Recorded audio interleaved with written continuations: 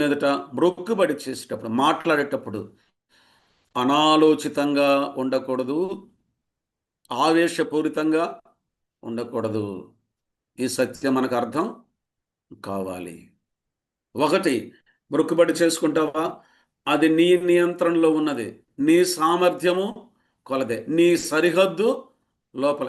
నీ పరిమితిలోని నువ్వు చూసుకోవాలి. కానీ ఆవేశంతో పరిమితిని మించి చేసి మాట తప్పి దేవుని ఎదుట దోషివి కావద్దు. చూసారా?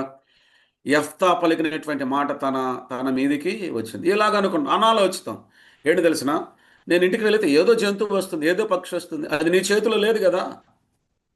నీ చేతిలో లేని దాన్ని, నీ పరిధిలో లేని దాన్ని నీవు దేవునితో ఎలా మొక్కుబడి చేసుకుంటావు? అనాలోచితంగా పలుకు